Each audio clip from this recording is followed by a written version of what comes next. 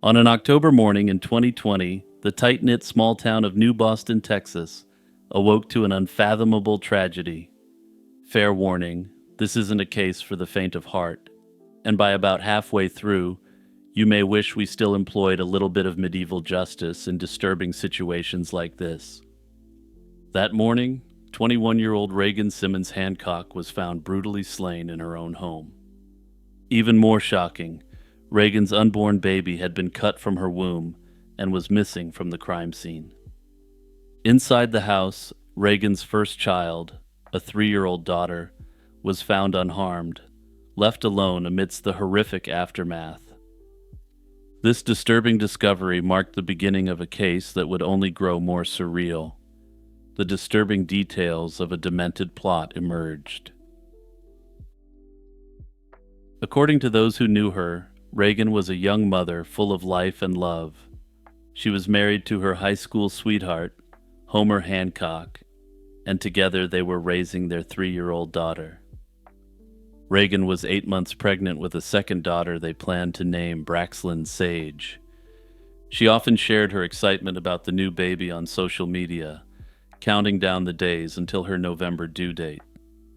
Life for Reagan centered around being a loving wife and mother, and she eagerly anticipated expanding her family. In the shadows of Reagan's happy life lurked a quote-unquote friend with dark intentions. Little did Reagan know this individual wasn't a friend, but rather the worst sort of enemy imaginable.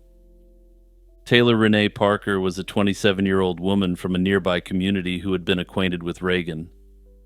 Parker had even photographed Reagan's engagement and wedding, and the two were described as somewhat close by Reagan's husband.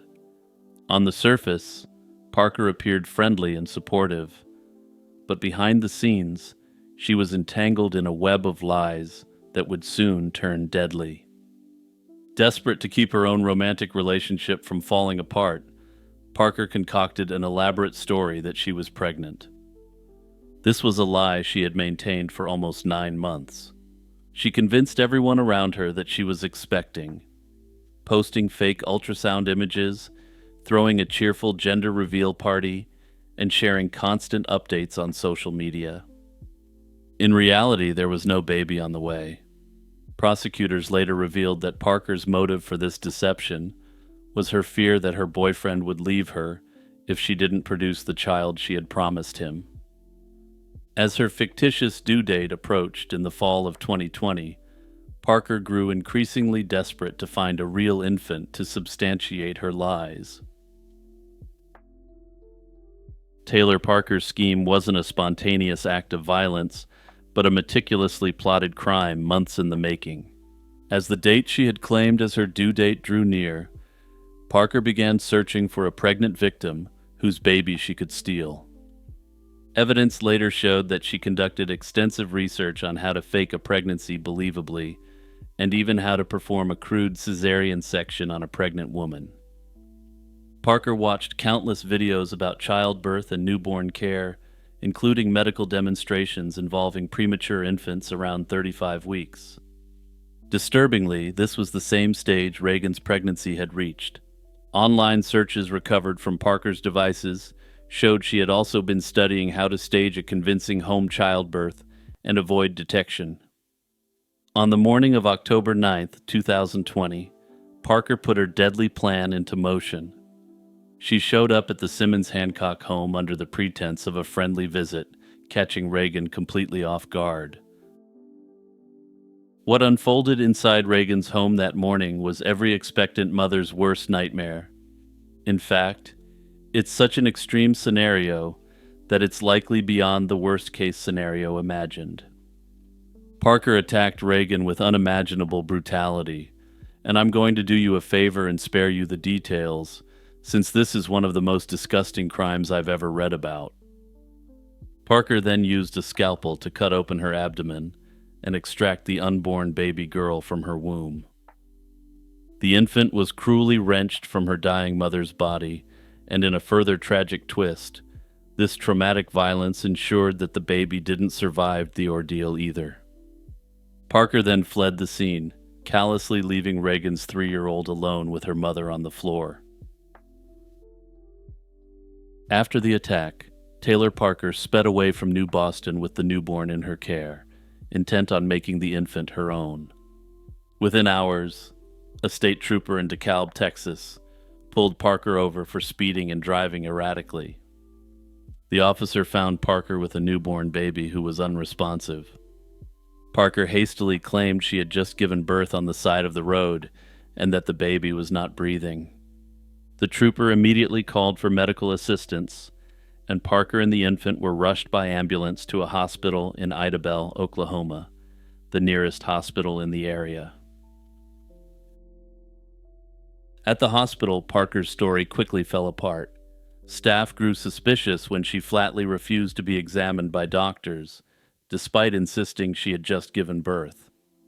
There were no physical signs of childbirth, and medical personnel alerted law enforcement of a likely crime. Adding to the horror, tragically, baby Braxlynn was pronounced deceased soon after arriving at the hospital. Meanwhile, back in New Boston, police responding to the 911 call at the Simmons-Hancock residence were confronted with the crime scene. Investigators quickly realized that Reagan's baby had been savagely removed and abducted. When news came through of a woman in Oklahoma with a newborn under suspicious circumstances, authorities from both states rapidly connected the dots. Parker, the same quote-unquote friend who had been with Reagan that very morning, was identified as the prime suspect and arrested at the Oklahoma hospital. Taylor Parker was soon extradited back to Texas to face justice for her unfathomable actions. During a 3-week trial in 2022, prosecutors methodically laid out how Parker's months of deception and planning led to Reagan's brutal death. Evidence showed the lengths of Parker's scheme, from her fake pregnancy charade to the internet searches and videos revealing her intent, leaving the jury little doubt of her guilt. Parker's defense argued that the infant had never been alive outside the womb in an attempt to avoid a kidnapping charge, but medical experts testified the baby had a heartbeat at birth. In his closing arguments, Parker's defense attorney emphasized that his client is, quote, human, and that Parker has, quote, layers. In the legal world, I believe that's what they call throwing in the towel. After only about an hour of deliberation, the jury found Parker guilty. In the penalty phase, Reagan's family gave emotional statements about the pain and loss Parker had caused, and the prosecution not so gently reminded everyone that the crime was a capital offense. Knowing what you know now, I may not surprise you when I tell you what happened next. On October 12, 2022, Taylor Parker was condemned, making her one of only 6 women in the entire state of Texas on death row. Hey everyone, it's Jimmy here with a quick reminder to like and subscribe if you appreciate my content. Also remember that you can get my content in audio-only form. Just search Lazy Chill True Crime wherever you get your podcasts. A quiet Jacksonville Beach neighborhood was rattled one night in 2022 by a crime that was both shocking and baffling. Jared Bridegan, a family man and tech executive, was brutally cut down on the street in front of his toddler. For months, the question hung heavy in the air. Who would commit such a heinous act and why? The investigation that followed would slowly peel back layers of deceit, revealing a disturbing plot that allegedly reached back into the victim's own family. Jared was a 33-year-old senior design manager at Microsoft and a devoted father of 4. Born in Missouri and raised in Jacksonville, Florida, he built a successful career in tech with a background in digital media. Beyond his professional accomplishments, Jared was known as a caring family man, always willing to lend a hand. He married his first wife, Shanna Gardner, in 2010, and the couple had twins, but the marriage ended in 2015 amid a bitter split. Their divorce led to a protracted custody battle over the twins, straining relations further. Jared later found love again, marrying his second wife, Kirsten, and together they had 2 young daughters, including a 2-year-old named Bexley. By early 2022, even as he cherished time with his children, Jared was locked in a tense dispute with Shanna over co-parenting. According to allegations by the prosecution, this is a conflict that would soon take on a deadly significance. On the evening of February 16, 2022, Jared Bridegan dropped off his 10-year-old twins at his ex-wife Shanna's home in a quiet Jacksonville Beach neighborhood. This was part of his regular custody arrangement, and everything seemed routine. With his daughter Bexley safely strapped in her car seat, he began the drive back toward his home. It was a routine night until he turned onto the unfortunately named Sanctuary Boulevard, a dark residential road, and saw a tire lying in the road ahead. Being the helpful person he was, Jared stopped his SUV and stepped out to move the obstruction. At that moment, an assailant hiding nearby seized the opportunity. In a sudden burst of violence, Jared was shot multiple times at close range, collapsing in the street. His toddler remained in the vehicle just feet away, unharmed but trapped in a scene of horror as her father lay mortally wounded. Police arrived within minutes to a chilling scene. The 33-year-old victim dead beside a discarded tire, and his 2-year-old daughter still strapped in her car seat. Nothing was stolen, and the child was left alone, signaling to investigators that this was no robbery gone wrong. Jacksonville Beach authorities quickly classified the attack as a planned ambush that was likely part of a deliberate hit, rather than a random act of violence. The carefully placed tire was a clear sign the attack was premeditated. In the weeks following the events of that night, detectives worked to piece together clues from the crime scene and beyond. They collected evidence, canvassed the neighborhood for witnesses, and scoured surveillance footage for leads. A crucial break came from security cameras, which captured a dark blue Ford pickup truck speeding away from the area on the night of the ambush. Jared had no known enemies, which sharpened focus on his domestic life and past relationships. Before long, attention turned to the most turbulent part of Jared's life, his relationship with his ex-wife. Local media highlighted the bitter history between Jared and Shanna, noting their ongoing court battles over custody of the twins. This acrimonious backstory raised suspicion that the ambush could be linked to the family conflict. Shanna herself made some moves that drew scrutiny in the media. She and her second husband, Mario Fernandez Saldana, quickly hired a criminal defense attorney, even though they hadn't been named as suspects or even interviewed yet. Needless to say, this was treated as something of a red flag by the cops, though I have a hard time reading too much into it.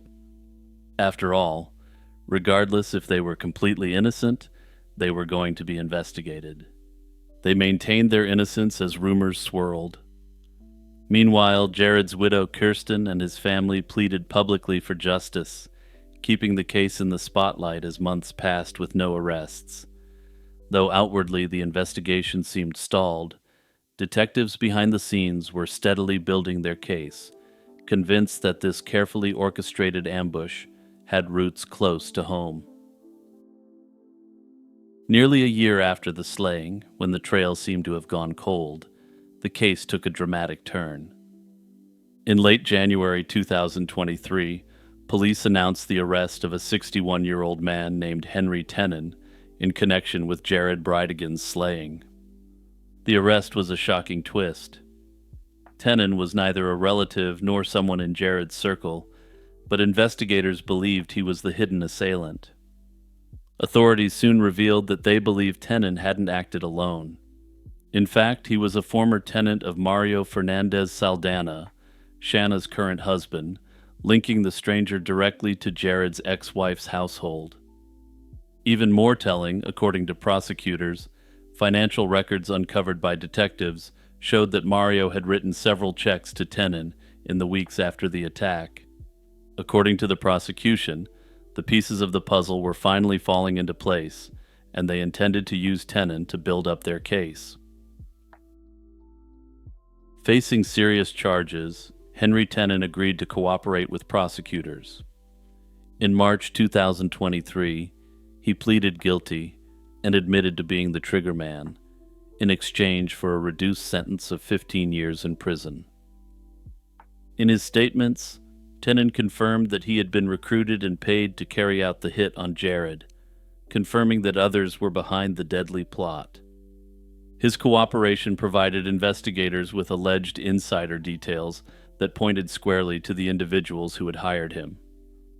According to the prosecution, digital evidence further bolstered the case. GPS data showed that Tenon had driven Jared's route on 2 occasions in the weeks before the attack. Armed with Tenon's testimony and growing stacks of evidence, authorities prepared to move against the alleged masterminds they had suspected all along. In March 2023, just weeks after Tenon's plea, police moved swiftly against 35-year-old Mario Fernandez Saldana. He was arrested in Orlando and indicted on multiple related charges related to the attack. Prosecutors accused Mario of being a key architect of the plot, claiming he arranged the ambush and hiring Tenon to carry it out. Mario pleaded not guilty and was held without bond as the case continued. In August 2023, the final suspect was apprehended. Acting on a secret grand jury indictment, authorities arrested 36-year-old Shanna Gardner. Jared's ex-wife was now formally charged in relation to the conspiracy for her alleged role in masterminding the crime. The news sent shockwaves through the community, even if it confirmed the suspicions that had long surrounded Shanna due to the bitter divorce. Prosecutors publicly alleged that her role in the plot was central to the entire attack. Prosecutors have since announced they'll seek an appointment with the chair for both Shanna Gardner and Mario Fernandez. The two have pleaded not guilty and await a joint trial, which is expected to take place in late 2025. The motive, authorities claim, stemmed from the domestic turmoil and bad blood in the wake of Jared and Shanna's divorce. Whether the prosecution's case holds up in a court of law, of course, still remains to be determined. Shanna Gardner and Mario Fernandez remain innocent until proven guilty in a court of law, and none of the allegations as against them have as yet been proven. January 7, 2021 started out as an ordinary day for 39-year-old Maya Millete and her family in Chula Vista, California, a quiet suburb of San Diego. Maya was a successful civilian employee of the U.S. Navy and a devoted mother of 3. But by the next morning, Maya was gone without a trace, and a mystery was only beginning. In the hours that followed, her loved ones could tell something was terribly wrong. She was last seen at her home on the evening of January 7, 2021, just one day before she and her husband Larry were supposed to take their kids on a weekend trip. 2 days after Maya went missing, her sister reported her disappearance to Chula Vista Police on January 9, 2021. Immediately, family, friends, and neighbors frantically mobilized, printing flyers, knocking on doors, and venturing into parks and canyons in hopes of finding any trace of Maya. Volunteers even scoured remote desert areas east of the city, refusing to give up on the search. As days passed with no sign of her, concern turned to dread. Maya's husband, Larry, told relatives inconsistent stories about where she might have gone, raising red flags from the start. Within 2 weeks, police executed the first search warrant at the Millete home, seizing several of Larry's weapons as they looked for clues in Maya's disappearance. Notably, Larry made little effort to help in the search for his wife, a fact that didn't go unnoticed. As police continued to search for Maya, a portrait of the Milletes' troubled marriage began to emerge. Maya had been planning to divorce Larry by the end of 2020 after years of growing tension. Larry had become increasingly controlling and was infuriated by Maya's decision to leave, especially since he suspected she was seeing someone else. Friends later revealed Maya had expressed fear for her safety. One friend even offered her a safe place to stay if things got worse. In fact, Maya had contacted a divorce lawyer on the very day she disappeared, a sign that she was finally ready to end the marriage. Chillingly, in the months prior, Maya had told her family that if anything happens to her, look to Larry. Not long after Maya was reported missing, Larry hired an attorney and stopped cooperating with investigators. As the months dragged on with no sign of Maya, the missing person case was increasingly treated as a criminal investigation. The deeper authorities looked, the stranger the story became. Detectives discovered that Larry had been contacting online spellcasters in the months before Maya vanished, seeking mystical help to stop his wife from leaving. Early on, he requested love spells to keep Maya tied to him. But by late December 2020, his tone had turned menacing. He was pleading for these e-wizards to harm Maya, to incapacitate her, or make her have an accident, so she couldn't escape him. Larry's dabbling in the occult allegedly went as far as assembling a darkly bizarre altar, with a photo of the couple reportedly splattered with drops of blood and surrounded by candles. Investigators also learned he had allegedly inquired about hiring someone to knock off the man he believed Maya was seeing, revealing just how dangerous and unhinged he'd become. Clues from the night of January 7th pointed to a violent event having taken place. Earlier that evening, around 8:15 p.m., Maya sent her family a final cheerful message over Facebook Messenger, the last time anyone heard from her. That same afternoon, Larry had texted someone that he was, quote, ready to snap, an ominous sign of his mindset as tensions in the household reached a breaking point. A neighbor's security camera later recorded a series of loud bangs just before 10 p.m., echoing from the Millete house. About half an hour later, the voices of the Millete children were heard outside in the backyard on that cool night, a highly unusual sight for such a late hour. The next morning, January 8th, Larry was seen backing the family's Lexus SUV into the garage with its rear hatch facing indoors, as if to conceal something being loaded. He then left home around 6:45 a.m., leaving his cell phone behind so it couldn't be tracked, and was gone for roughly 11 hours. By the fall of 2021, investigators had executed dozens of warrants and interviews, and they finally felt confident enough in the case to act. On October 19, 2021, a SWAT team swarmed the Millete residence in a dramatic raid and arrested Larry.